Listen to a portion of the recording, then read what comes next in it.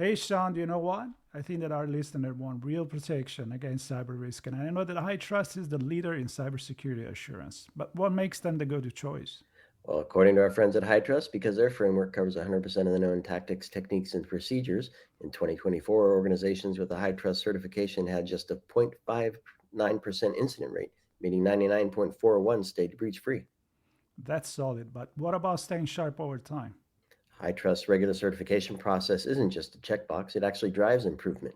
Repeat customers see up to 54% fewer corrective actions needed year over year. And now, with their new AI security assessment and certification, you can actually tackle AI risk with confidence as well. Then check out the iTrust framework. Go to hightrustalliance.net to learn more.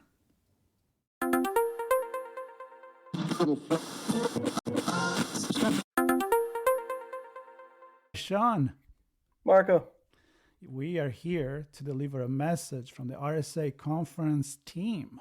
it's an important message from our friends. RSA Conference 2025, just around the corner, where insights drive action, solutions emerge, and community connections spark innovation. You'll be there. I'll be there. We invite everybody else to be there April 28th through May 1st. You can secure your spot at rsaconference.com/ITSPmag25. That's ITSPmag25. See you all there. I'll be there. See you there. Ready to take off? I'm ready to go. All right. So Look at that. this is pretty sci-fi. I love it. It's kind of like being on a spaceship. It is like being on a spaceship. It's a spaceship to the future. It's nice because I can't see you. I can't even hear you. So it's great. I love this podcast already. That's perfect. No, don't put your feet there. Come on. Do I have to, right. I always have to watch out. I know. Sean, I have no manners. No where- manners whatsoever. we are at the end of day one, but you know, is it really day one? Is there any days? I don't know. Day two, It's three. just one big long day of Big, many long hours week. for me. Yeah, but it's But good. It is good. It is Didn't good. feel too stressful. No. People are nice, all of them. People are- it's amazing how many people we've seen and met that we've only exchanged emails with. Right. It's Yeah. it's quite something. I mean, people Yeah. walk up and Hey, we've been online with you. yeah, you look younger on TV. You look skinnier on I look TV. skinnier and too. younger. I know. That's right. I look better at the I'm radio. funnier on TV too. I look great on radio. I'm like fantastic. A face No, for Sean, radio. really. I mean, let's be honest. I don't want to go on and on because we already had a lot of podcasts, a lot of webcast, video, walk around. But anything that really stuck in your mind and for RSA Conference 2025 so far? So I think I'm trying to think. There was one thing about the CISO role that here's what I'll say. I had this conversation off camera many times actually in the last couple of days. That there's a security conference. We tend to not talk about risk a lot. It is connected to some degree. We had a chat with Tim Brown about the personal risk of the CISO role. And the reason I'm mentioning that is the conversations I've had and the things that I've heard are around CISOs not necessarily being open to taking undue risk. Meaning, don't change things too much. Meaning, don't explore new technologies too much. Meaning, don't take the calls from the newer vendors. Basically, just close out anything that's not already part of your organization, and only. What I'm hearing is that a lot of the CISOs only connect with each other to determine what next for their programs, for their business, and may not open themselves up to learning new exposures, new ways of looking at risk, new ways of tackling the problems they have. And I'm not in any way saying look at every vendor on the show floor, and I'm not in any way saying open yourself up to more hours than you have available, making your life more uncomfortable. But what I'm hearing is from some CISOs that they're actually opening their mind to new ways of looking at the problem. And I think especially with AI and some of the new technologies around AI and the amount of data that's available and the way to interact with that data, it's becoming less transactional, perhaps. And you can have a different relationship with your security program, different relationship with your security team, different relationship with your security infrastructure. But you're not saying they're close to new technology. They just want to get the new technology from the usual vendor? I mean, so what I'm hearing is new technology from an existing vendor, new technology from a new vendor. I think the general stance has been don't take calls from vendors. That's not good news for vendors. Which also means don't go out of your way to understand the problem that they see that perhaps you may have, that perhaps you should be looking at. Not because you now need to add another tool and get more budget to do it, but I did have this conversation on record on a podcast where if you actually think differently about how your program is running and use the tools that are available now, specifically AI, you might change your mindset and you might not need to do some of the things you're doing right now. Because you think of it differently, you approach it differently, different technologies that you're not using might help you achieve the real goal versus the one you're Why wouldn't you want to do that? That's the question. It sounds a little fucked up to me. No, because they only have so many hours in the day. And they don't want to get a cell phone call at 6 o'clock at night when they're having dinner with their kids and spouse. Right. Well, makes sense. And so I think that the general is, I'm not going to do that. I'll turn to my CISO community for some of this information. I don't know the CISO community. What I'm hearing this week, I don't know that you can get all of the information from a closed group. I think some CISOs are saying especially if everybody is doing the same thing to be close to new thing. Right. That is a big issue for the industry. But it's hard for me to believe, and I'm just playing devil's advocate because... And I'm only trying to communicate what I'm hearing, and I'm not in that role, and at the same time, I'm here, and 42,000 people, maybe more, RSAC Conference. There is Sandbox. Yep. There is the villages. There is the competition for the startup. So, and I see a lot of, and I hear a lot of new things, both from small startup to the biggest ones. So it's if they crash into a mindset like this, there is a lot of innovation that is going to be stopped. But maybe, and I know you're the one to talk with the CISO, but are the CISO usually the one to make the decision on the vendors to? Well, that was the other point. I had the conversation with Philip Miller, and that recording's coming. That episode will be out. He said, I'm open to have these conversations as a CISO, but I also really want the vendors to talk to my team.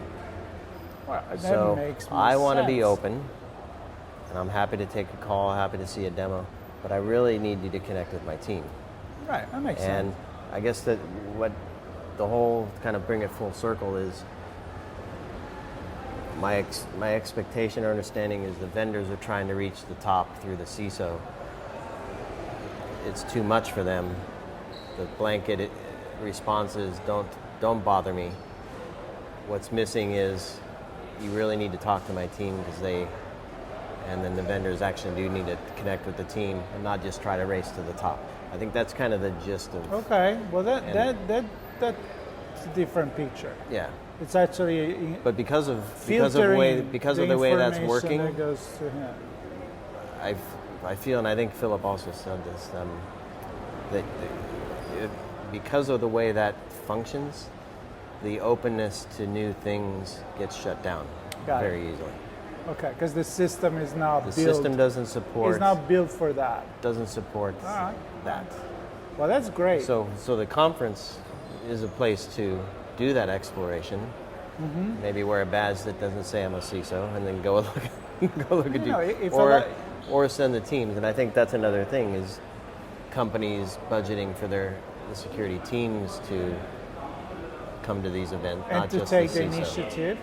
So in a way, it could be a blessing in disguise, right? Because it opens the system to think differently with more people involved in the decision-taking process, and that could be a good thing. Yeah. There you go. Now, There you go. let me tell you something. Tell me. So, we went to the DARPA challenge yesterday morning. We had the nice really cool. little tour on the little train. Yeah, we got the train ride with the. Yeah, but now I understand why they didn't want me to bring my coffee on it, because I would have spilled it all over. Yeah, leave your coffee all over out. the places. But so then we recorded that. There is a pigeon flying here, and it's not going to go well. So then we published that, which I invite people to see, because we had an amazing really cool. tour. We were in for half an hour, I guess, something like that. And then, of course, you wrote your piece, right? Looking at things from your cybersecurity, security perspective, and I looked at it from my societal perspective. And I'm connecting it with what you said, which is, I just published it, so go read it, Musing on Society and Technology, where I'm wondering if half of our brain is moving forward with technology, maybe took the time machine, but left the other half of the brain in the past or in the present, because a lot in that. Like technology moves so fast, bureaucracy doesn't. Regulation, unfortunately, doesn't. Great conversation with the European community yesterday, and Professor Luigi Martino from the University of Florence. And I think we're all there. We need some regulation, we need the guardrails, but we need to leave freedom. But again, the technology brain goes really, really fast. Our society is not adapting that fast. Some people miss the train, talking about the train, and guest appearance. Okay. That's very good. You're all good. That's all right. And so I'm connecting to the fact that sometimes you need to get to kind of an impasse on how things work to kind of rethink it and maybe have a more agile government, a more agile regulation, a more agile CISO team in the decision making, so that we can keep up and take the best of our innovation and put it at a service for our society, instead of having this tug of war between we're going too fast. The horse was John Sapp. Oh, that's right. John Sapp, the yeah. horse already left really fast. We don't even know where it is. Yep. And now you want to regulate it, talking about AI. That was a pretty clear message. So, and what did I say? Your horse can't win if it's disqualified because it has no jockey. Like you run the race, you're the fastest, but it doesn't matter. So again, it's a very important pivotal moment for our society where we need to learn how to live with a technology that years ago it would take 20 years for a new piece of technology to really make advances, and now it's just like, whoa, wait a minute. Here's what I'm hearing, and as we talk about this, there's so many things, your view of it through your article, looking at the future and the past and wanting to move forward but being stuck. I think in the DARPA thing, they talked about all these legacy technologies that are now online, that are now exposed and vulnerable and can be compromised. And they know, but they can't change it fast enough. I know. Because they don't have the budget, the government, the agencies. There is a desire, but they're stuck.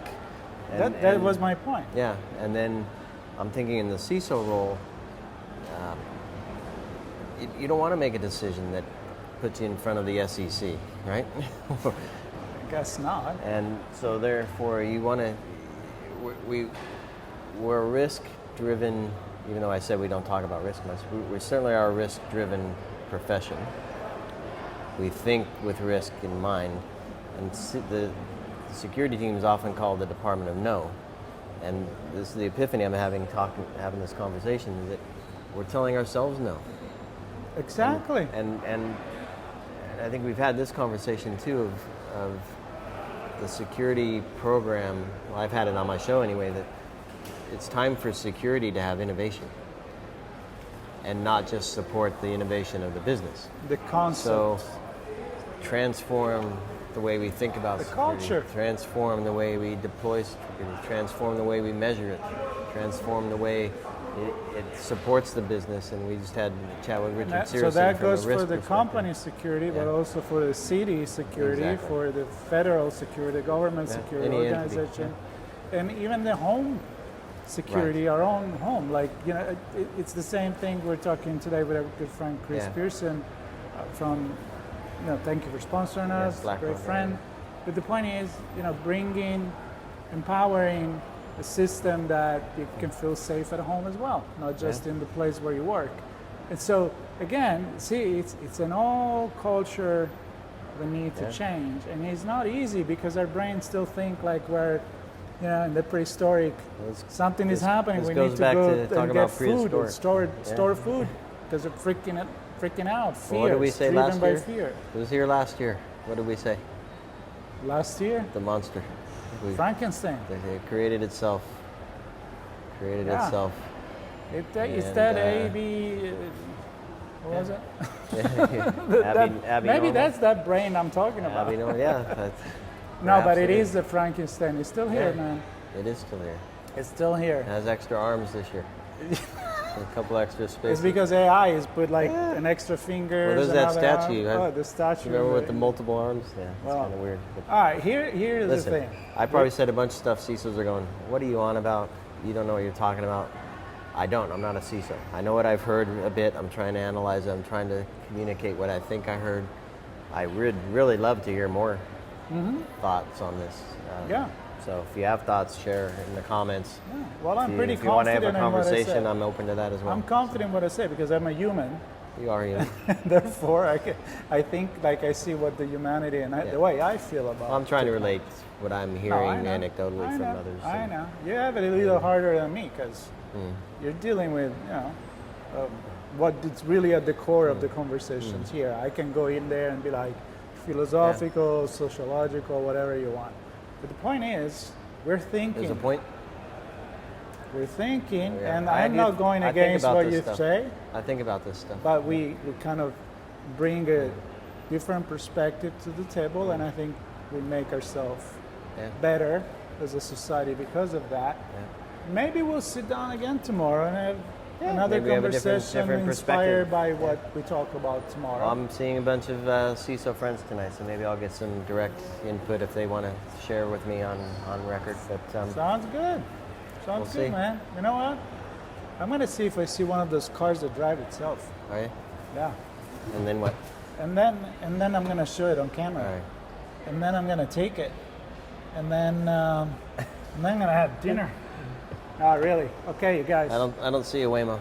People, stay tuned with us. I hope you enjoy the content. Silliness, thoughtfulness. I think about this stuff. I'd love to hear what you think as well. Wouldn't want to be you. What's that? I wouldn't want to be you thinking about that stuff. I know, exactly. I mean, there are other things. I think about music too. I love music. All right, stay tuned. What is it, Sean? ITSPmagazine.com/RSAC25. Stay tuned.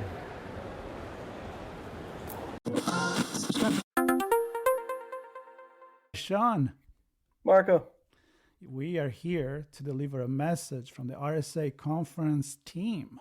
It's an important message from our friends. RSA Conference 2025, just around the corner, where insights drive action, solutions emerge, and community connections spark innovation. You'll be there. I'll be there. We invite everybody else to be there April 28th through May 1st. You can secure your spot at rsaconference.com/ITSPmag25. That's ITSPmag25. See you all there. I'll be there. See you there.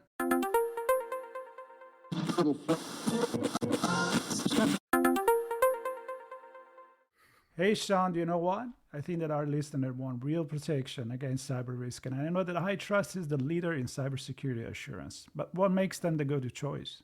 Well, according to our friends at HITRUST, because their framework covers 100% of the known tactics, techniques, and procedures, in 2024, organizations with a HITRUST certification had just a 0.59% incident rate, meaning 99.41 stayed breach free. That's solid, but what about staying sharp over time? HITRUST regular certification process isn't just a checkbox, it actually drives improvement. Repeat customers see up to 54% fewer corrective actions needed year over year. And now, with their new AI security assessment and certification, you can actually tackle AI risk with confidence as well. Then check out the HITRUST framework. Go to hitrustalliance.net to learn more.